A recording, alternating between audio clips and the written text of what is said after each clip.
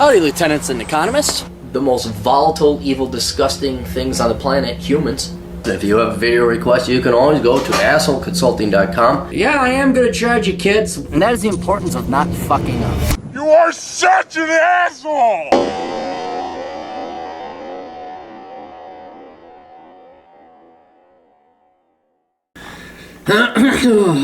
Continuing on. This is what happens when you take a weekend off. Hey, Aaron, I'm a longtime fan and avid listener. I sent you a note about making the Tom Likas tribute, and that was very much appreciated. Well, he's still podcasting now. He's still over at blowmeuptom.com. I follow Tom's advice as much as possible. I need your advice. I just lost my job after 6 months. The company has very poor financial performance.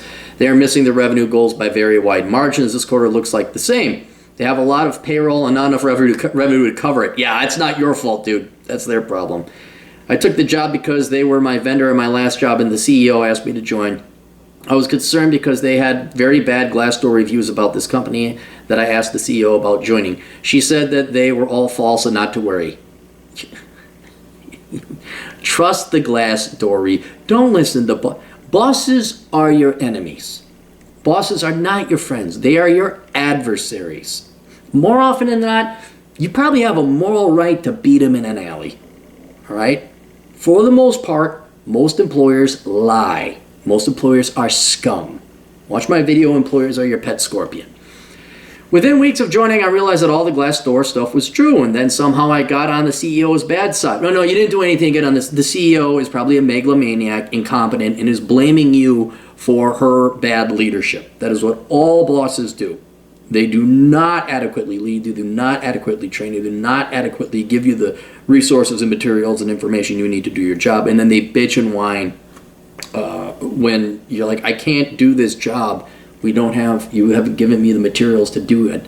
That is 80%. Now again, I worked in a highly corrupt industry and a competent industry, but I would say around 80% of your managers and CEOs are incompetent themselves. And you having to deal with them, put the kids' gloves on and figure out what they want, be smarter than them, that's what a real job is. And it's steadily gotten worse and worse. It was the worst culture of any company I've ever been in, and I was unceremoniously let go out of the blue after I helped them schedule and book their largest client they've ever had.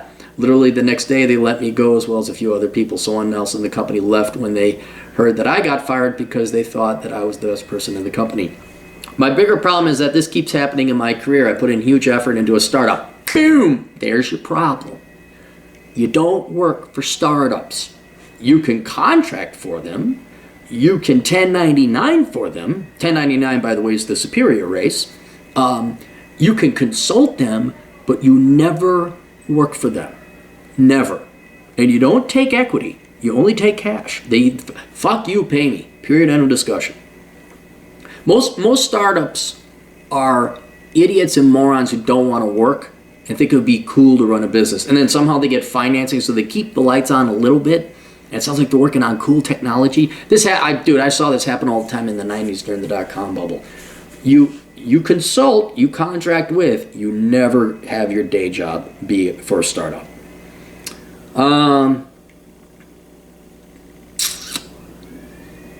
Startup, the whole thing will go bust and I will be let go. Yep, this time without any severance. Yeah, they don't have the money. You can see it in the LinkedIn profile, which I'll paste below. This has happened to me 3 times in the last 4 years. My concern is I'm in my mid-40s. I have a daughter who's going to college. The media business that I'm in is in shambles. Yeah, you're running the wrong company. Even new media doesn't make money.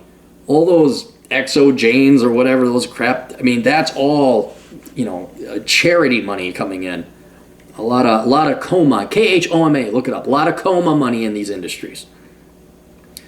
And I can't seem to hold down a good job. Not your fault. You're in the wrong industry and you keep working for startups. You're choosing poorly. There's no job to hold down. I have to ask if it's me. It's not you, it's your choices.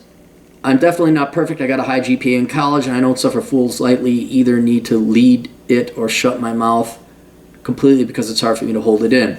So I wanted to get your advice on what to do. All I want to do is send my daughter to college and get her child support paid. You don't pay your kids' way through college. You make them pay their way through college. But that's just me. I live a very simple, minimalistic lifestyle in New York City, believe it or not. My rent is $2,000 a month. That's pretty good. I live in a small one-bedroom apartment in the middle of Manhattan. Any cheaper than that, I would live in the sticks an hour away. My daughter also agrees to go to school right here, and my ex is also right here, and I can't leave. My number one goal in life is to just take care of my daughter. Yeah. Here, you want to know how to take care of your daughter?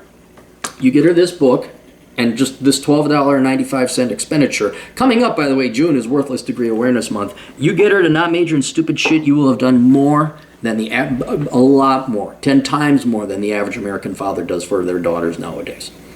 Most American fathers, I just want my little princess. You're just a little princess and my sweetheart. You can't do anything wrong. Now go and be a grade A Kuwantahaha to all the boys out there. Because you're just my such a little princess. You can major in whatever you want. Not joking. It's better that you teach your kids not to major in stupid shit than it is to pay their way through college. That will help them out more.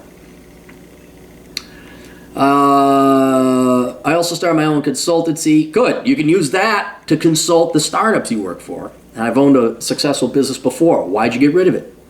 I've actually done it twice. I just have a few months of living expenses in my bank account. Everything else goes into a 401k. I think I could be successful if I focused entirely on my own business.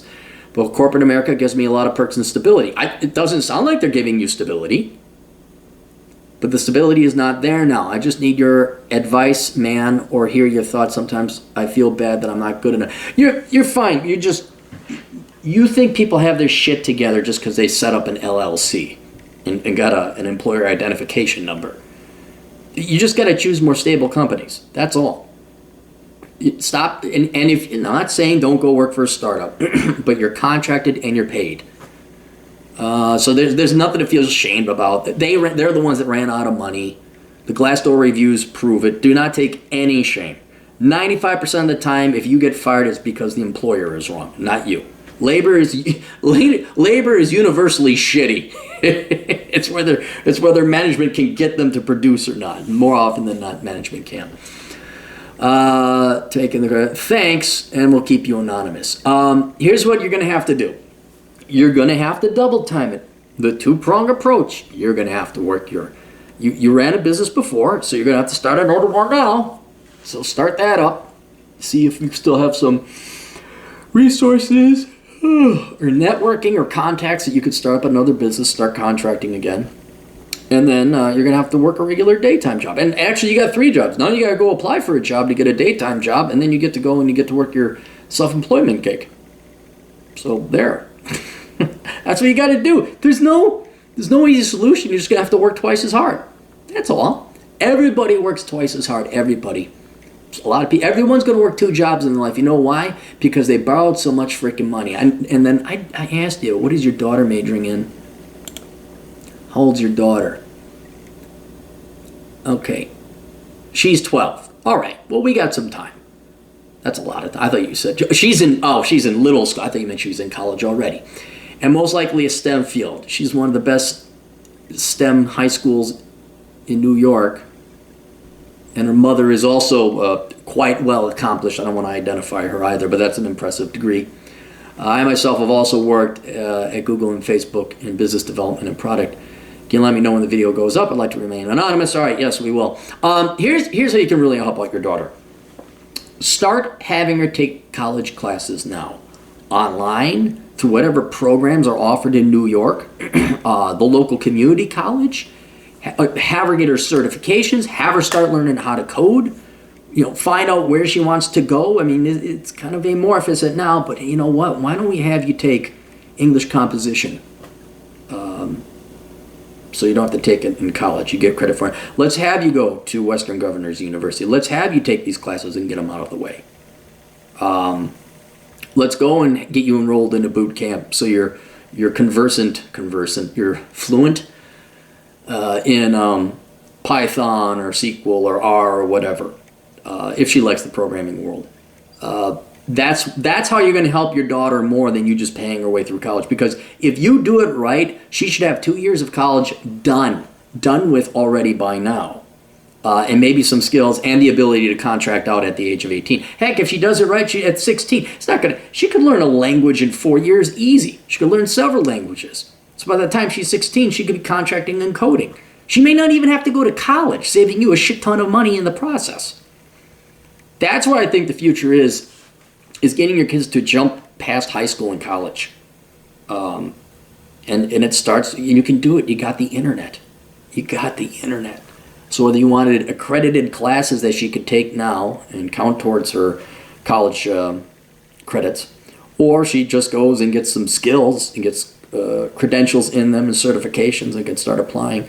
That's what I would do. And oh man, they can't wait to worship vagina. You get a 16-year-old wunderkind who's already programming different languages.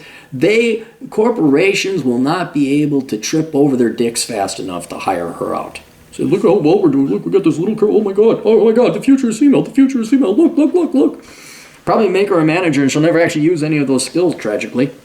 But, all right, there you go. Questions, answers, assholeconsulting.com. See you kids later. Toodles.